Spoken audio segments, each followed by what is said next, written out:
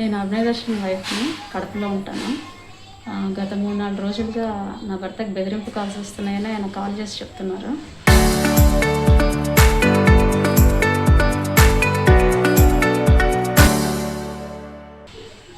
నేను మరి అట్లా బెదిరింపు కాల్స్ వస్తే మరి వచ్చేయండి ఇంటికి అని అంటే, లేదు నేను ఇక్కడే ఉంటాను, ప్రజల సమస్యపై పోరాడుతున్నాను, నేను ఇక్కడే ఉంటాను, కొద్ది రోజులు అయ్యాక వస్తానని చెప్పారు. మరి ఈరోజు అట్లా దాడి జరగడం, ఆయన మీద హత్యాయత్నం జరగడం అనేది అంటే చర్య తప్పు కాబట్టి ప్రభుత్వాన్ని మరి దాడి చేసిన వాళ్ళ మీద ఎంక్వైరీ చేసి వాళ్ళని కనుక్కొని మరి నా కుటుంబాన్ని, నా భర్తను కూడా కాపాడమని నేను కోరుకుంటున్నాను. ఆ దాడి చేసిన వాళ్ళ మీద చర్య తీసుకోమని ప్రభుత్వాన్ని కోరుకుంటున్నాను. ఎప్పటి నుంచి మీకు థ్రెటనింగ్ కాల్స్ వస్తున్నాయి? గత 3-4 రోజులుగా వస్తున్నాయి అని చెప్పారు. మరి నాకు కూడా కాల్ చేసి చెప్పారు. నేను చెప్పిన ప్రతిసారి మరి అక్కడ ఎందుకుంటారో వచ్చేయండి అని చెప్పినా కూడా ఆయన లేదు, నేను ఇక్కడే ఉంటాను, ప్రజల సమస్యపై పోరాడతాను, ఇక్కడ చాలా సమస్యలు ఉన్నాయి ప్రజలకి అని చెప్పారు. అంటే ఆ ప్రాంతాన్ని ఎందుకు ఎంచుకున్నారని మీకు ఏమైనా చెప్పారమ్మా? ఆ ప్రాంతాన్ని ఎంచుకోవడం నాకు దాని గురించి అంతగా తెలియదు. ట్రైబల్ ఏరియానే ఎంచుకున్నారు. ఆయన పాదయాత్ర మొదలుపెట్టింది అక్కడ నుంచే మొదలుపెట్టారు కాబట్టి ఇంకా అక్కడే ప్రజల సమస్యపై పోరాడుతున్నారు. రెడీ చేసుకోవడానికి టౌన్కి వస్తున్నాం సార్, ఇక్కడికి చింతపల్లికి వస్తుండగా మేము కొంచెం మిట్ట నుంచి దిగాము సార్. ఆ మిట్ట దిగాము ఘాటు. ఆ ఘాటు దిగుతున్నప్పుడు మా మీద సడన్ గా కారు గ్లాస్ మీద కొడుకులు లేసారు సార్. దానివల్ల మాకు కారు గ్లాస్ కనిపించడం పోతూ సార్ బ్యాలెన్స్ తప్పి వేరే చెట్లలో కొట్టేశారు కారు. అప్పుడు మొత్తం కారు గ్లాస్ ఫ్రంట్ది ఉంటాయి కదా సార్, మిరర్స్ అవన్నీ బాగా పగలగొట్టేశారు. పగలగొట్టేసిన తర్వాత మమ్మల్ని అందరినీ బయట దించి మమ్మల్ని బాగా కొట్టారు సార్. నన్ను విపరీతమైన కొట్టారు. పైకెత్తి కింద నుంచి పైకెత్తి విసిరేశారు నన్ను. సార్ వచ్చేసి లోపలికి తీసుకెళ్లిపోయారు సార్ తరుముకుంటూ. ఇంకో అన్న ఉన్నాడు మాతో, కిరణ్ మహేష్ అని, అతను కూడా తరుముకొని వెళ్ళారు. నన్ను కొట్టడంతో నేను స్పృహ కోల్పోయి కింద పడిపోయాను సార్. కింద పడిపోయి నేను మళ్ళీ లేచేటప్పటికి నాకు కేకలు అనిపించాయి సార్కి. సార్ అల్పుడు విడిపోవడంతో నేను లేసాను. అప్పటికే బైక్లు వేసుకొని మాస్కులు వేసుకొని ఫుల్ ఉన్నారు, ఫుల్ మాస్క్స్. వాళ్ళ ఫేస్లు గుర్తుపట్టడంతో వాళ్ళు కనుక్కోలేకపోయాను సార్, వాళ్ళు ఎవరు, ఇక్కడ వాళ్ళ బయట వాళ్ళని. ఫుల్ మాస్క్లు వేసుకొని మంచి స్పోర్ట్స్ బైక్లు వేసుకొని వెళ్ళిపోయారు సార్. వెళ్ళిపోయేటప్పటికి మా అన్న వాళ్ళకి మేము కాల్ చేసి అప్పటికప్పుడే అందరూ వచ్చారు. వీధి వాళ్ళంతా వచ్చి మమ్మల్ని కారులో తీసుకొచ్చి అక్కడ ఆ ఊర్లోని జర్రల్ అనే ఒక హాస్పిటల్లో జాయిన్ చేశారు, గవర్నమెంట్ హాస్పిటల్ చిన్నది. అక్కడ ట్రీట్మెంట్ కాకపోవడం, సాల్వ్ కాకపోవడం మమ్మల్ని ఇక్కడికి తీసుకొచ్చారు. ప్రస్తుతానికి ఇక్కడ ట్రీట్మెంట్ జరుగుతుంది. ఏం లేదు సార్, మేము అది కారు కొంచెం రిపేర్ ఉందని చింతపల్లి వెళ్ళి రిపేర్ చేయించుకోవడం కోసం వచ్చేసాం ఇంటికి. చర్చి కాడకు వచ్చి మళ్ళీ మేము పాదయాత్రకి చేయడానికి సిద్ధంగా ఉన్నాం. ఈ లోపు ఏంటంటే ఆయన మళ్ళీ బండికి ఎదర నడవట్లేదని చెప్పేసి చింతపల్లి మధ్యాహ్నం రమ్మన్నారని చెప్పి బయలుదేరాలి ముగ్గురు. మేము ముగ్గురేమో చర్చిలో ఉన్నాం. ఈ లోపు వెళ్ళిన 20 నిమిషాలకి గ్రామస్తులు ఉపాధి పని చేసుకున్నాం. ఆ గ్రామం పక్కన నీరు తోటపాలు గ్రామం ఉంది, ఆ పక్కన కొండ కోట ఏదో ఉంది సార్, పక్క గ్రామం. ఆ గ్రామంలో ప్రజలు ఉపాధి పనికి వెళ్తూ ఉన్నారు. అక్కడున్న వాళ్ళు లేడీస్ ముందు పాదయాత్ర చేశాను అదంతా కూడా. వాళ్ళకి పరిగెత్తుకుంటూ వచ్చి మీ సార్ ఎవరు చంపేస్తున్నారు, వాళ్ళందరూ కొట్టేస్తున్నారు అనేసరికి నేను అక్కడి నుంచి మా వాళ్ళు గ్రామస్తులు నీరు తోటపాలెం గ్రామాలందరూ కూడా పరిగెత్తి. ఆ టైంలో నేను ఏం చేయాలి నాకు అర్థం కాలేదు. చేతులు షేక్ వచ్చేసి ఏం చేయాలి అర్థం కాక ప్రజలందరినీ తీసుకెళ్ళా. ఈ లోపు అక్కడికి వెళ్ళిన తర్వాత అందరూ వచ్చారు. ఆయన మొత్తం ఎక్కడెక్కడ ఘాట్లు ఉన్నాయి, నోట్లోంచి మాట రావట్లేదు. చిన్నపిల్లోడు ఉన్నాడు, అన్ని వీడియోలు చూపించారు అక్కడ వాళ్ళు తీసిన వాళ్ళు. ఆ బంతి ఎగరేసినట్టు పిల్లోడిని పైన పడేయడం మీరు వీడియోలు చూసుకుంటారు కదా సార్, సేమ్ జరిగింది. అది బాగా కొట్టేశారు, ఘాట్లు ఉన్నాయి. గుండ్ల మీద ఎక్కువ అలా 2 స్టంట్లు పడినాయి సార్ ఆయనకి, అభినయదర్శన్ గారికి. ఆ స్టంట్ దగ్గర ఉన్నట్టు బాగా తన్నేశారు అంటున్నారు. ఇలా చూపిస్తూ ఉన్నాడు అస్తమని అక్కడే ఆ గుండె మీదే, ఇక్కడ నొప్పి అనుకుంటే ఇక్కడే అని అంటున్నాడు. అది బాగా తనని బట్టి ఆయనకి చాలా ఇబ్బందికరంగా ఉంది సార్. నేను చూసింది అయితే అదే, ప్రజలు కూడా అక్కడ తీసిన వీడియోలో చూసిన వాళ్ళు కూడా అదే సార్. అక్కడ నుంచి జరిగి చాలా స్పీడ్ గా వచ్చారు. సార్ నేను ఆ ప్లేస్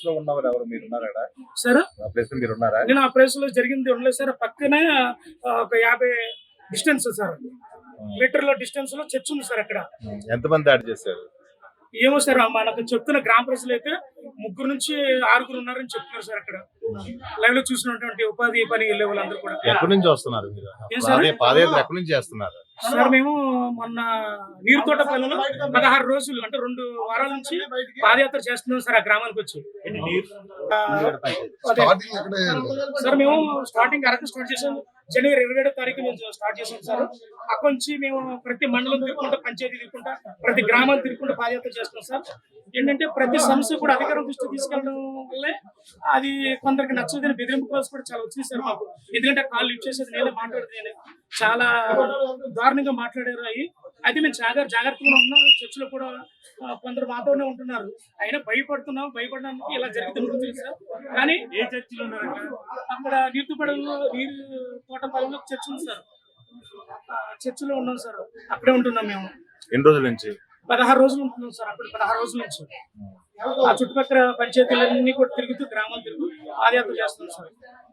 కాకపోతే ఏంటంటే సార్, వాళ్ళు కొట్టేటప్పుడు రే పాస్టర్ నువ్వు ఎందుకురా మత మార్పిడి చేస్తే ఏజెన్సీలు నాశనం చేస్తావేంట్రా నువ్వు అనేసి అక్కడ ఉన్నటువంటి ప్రత్యక్ష సాక్షులు ఎవరైతే ఉన్నారో వాళ్ళందరూ కూడా చెప్పడం జరిగిందండి. అదే జై శ్రీరామ్ అనుకుంటూ వెళ్ళిపోయారు అనేసి అక్కడ ఉంటే ఉపాధి పని వాళ్ళు కానీ లైవ్ లో ఉన్నటువంటి అక్కడ చూస్తున్న చిన్నపిల్లలు కానీ చెప్పడం జరిగింది సార్. ఇదండి జరిగింది సార్. అది ఈయన ఎలా అయినా ప్రజల మందిని దోచుకుంటాడు, గెలుస్తాడు అన్న ఉద్దేశంతో వీళ్ళు అటాక్ చేయించారు. ఎవరు చేయించారో మాకైతే తెలియదు. కాకపోతే మేమైతే పొలిటికల్ వాళ్ళు అనుకుంటున్నాం. మాకైతే ఆ డౌట్ ఉంది సార్. ఇంతకు ముందు కాల్స్ కూడా వచ్చి సార్కి చంపేస్తామనేసి. మాది నీతోటపాలెం సార్, జీకే మా ఊర్లోనే 2 వీక్స్ ఉన్నారు. 2 వీక్స్ లో ఈయనకి ఏం చేయలేదు. కాల్స్ వస్తే ఎదురుగా రండి అనేసి అన్నాం మేము. వాళ్ళు భయపడ్డారు రావడానికి. ఇప్పుడేమో వచ్చి దొంగ చటుక అదే దాక్కుని వీళ్ళు కొడుతున్నారు. అది కరెక్ట్ కాదు కదా సార్. ఇప్పుడు ఆయన మంచి పని చేయడానికి వచ్చినప్పుడు ఆయన్ని సహకరించాలి, అంతేగాని దొంగ చటుక కత్తులతో పడడం, కొట్టి చంపడం ఇది కరెక్ట్ కాదు. ఇది ఎప్పటికీ ఇది కరెక్ట్ కాదు. వచ్చి ఏం చేస్తున్నారు? పైన ప్రచారం ఏం చేస్తున్నారు? ఏంటి సార్ ప్రచారం చేస్తున్నారా? ప్రచారం చేస్తున్నారు సార్. ప్రతి ఊరికి వెళ్ళి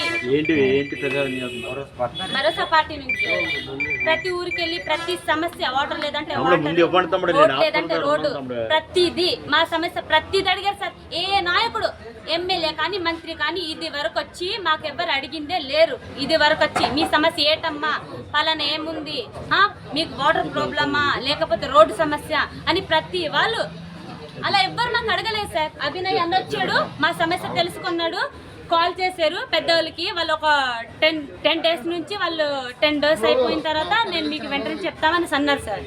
ఇది వరకు ఆయన మా ఊర్లోనే ఉన్నారు.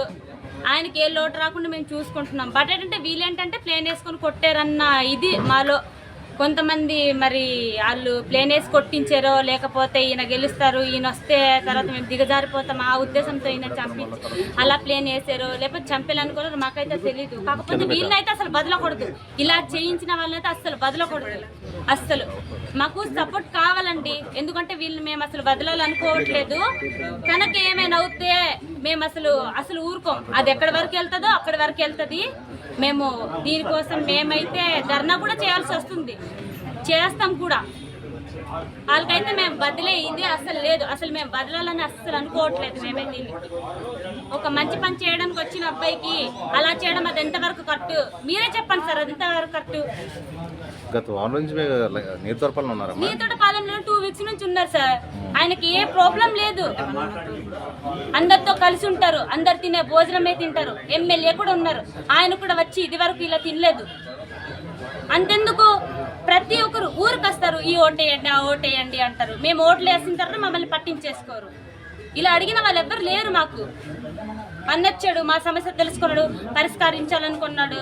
ఈయన మంచి పని చూసి ఈయన మీద జల్సి ఈయన గెలిచేస్తాడు. ఎక్కడ గెలిస్తే ఎక్కడ ఇది చేస్తాడో అన్న ఉద్దేశంతో ఈయన్ని ప్లేన్ వేసి కొట్టించారు. వాళ్ళని అస్సలు వదలకూడదు. వాళ్ళు ఎక్కడున్నా వెతికి పట్టుకోవాలి. ఎలా అంటే వాళ్ళు ఏ ప్లేస్కి వెళ్ళినా నా దగ్గర ప్రూఫ్ కూడా ఉంది, నేను చూపిస్తాను. నా కొట్టిన వాళ్ళకి